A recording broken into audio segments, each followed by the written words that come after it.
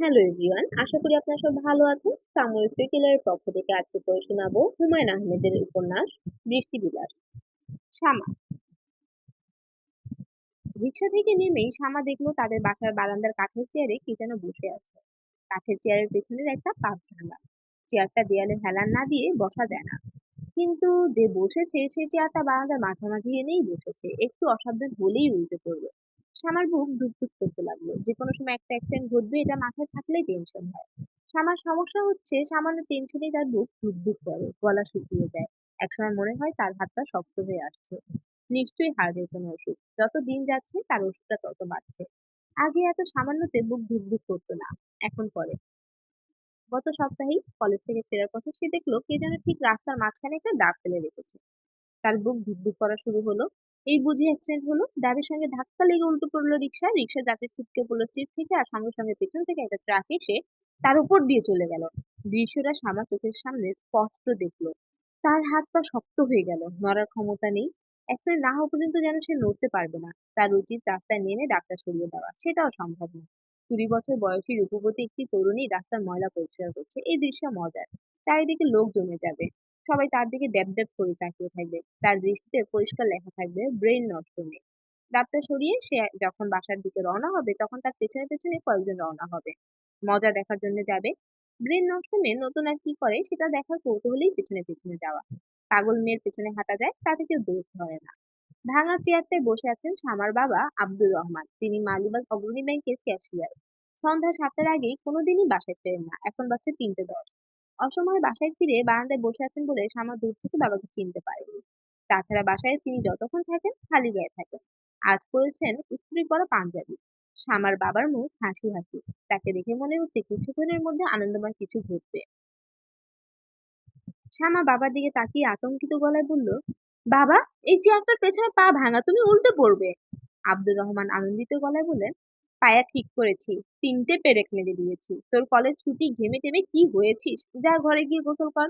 আর তোর মাকে বল আমাকে একটা পান দিতে। শ্যামা ঘরে ঢুকলো। শ্যামার মা সুলতানা মেয়েকে দেখেই বললেন, এত দেরি কেন রে? শ্যামা বিরক্ত হয়ে বলল, দেরি কোথায় দেখলে, 2টার সময় কলেজ ছুটি হয়েছে, এখন বাজছে 2টা 25। যা গোসল করতে যা, বাথরুমে পানি, সাবান, তোয়ালে দেওয়া আছে।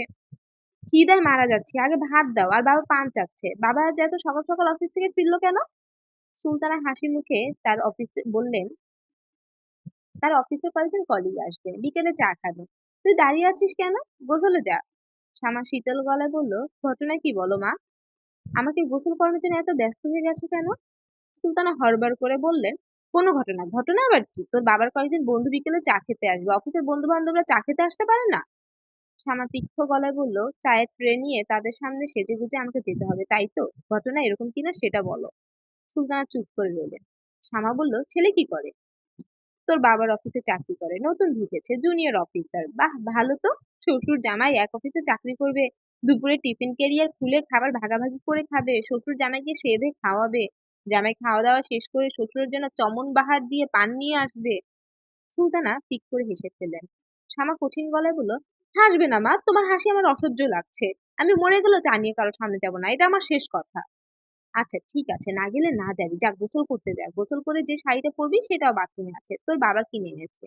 তোর বাবা যে কিনতে পারে তাই তো জানতাম না। গোসল করতেও যাব না, গা ঘামা অবস্থায় থাকবো। খিদে বেশি লেগেছে? আগে ভাত খেয়ে নিবি। ভাত খাবো না, গেস্ট না আসা পর্যন্ত ছাদে দাঁড়িয়ে থাকবো, গায়ে আরো রোদ লাগবে, রোদে গায়ের চামড়া জ্বালিয়ে ফেলবো।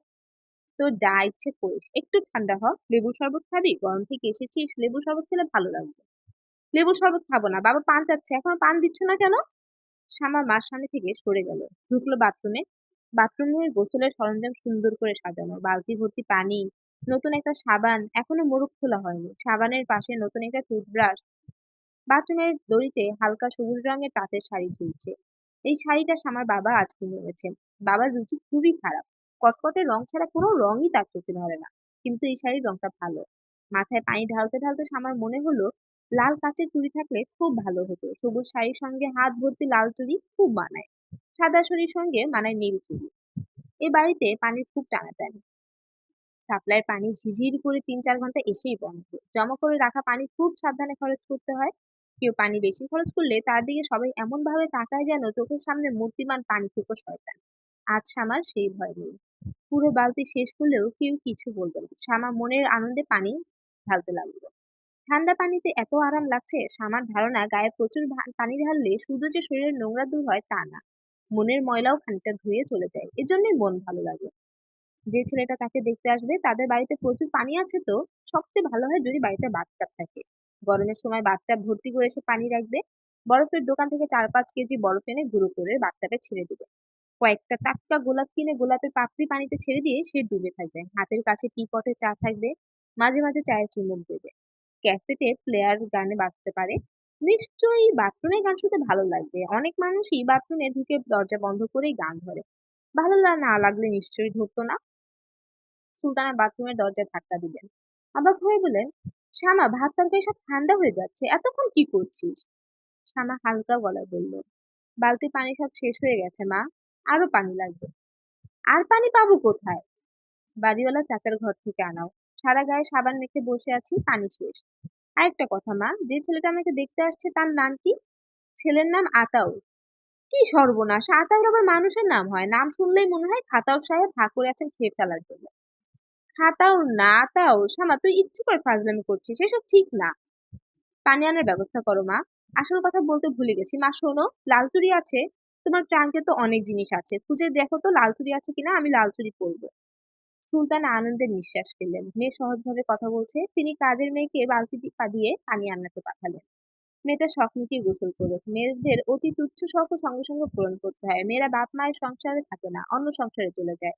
যে সংসারে যায় সেখানে সে হয়তো মুখ তুলে শখের কথাটা বলতেও পারে না।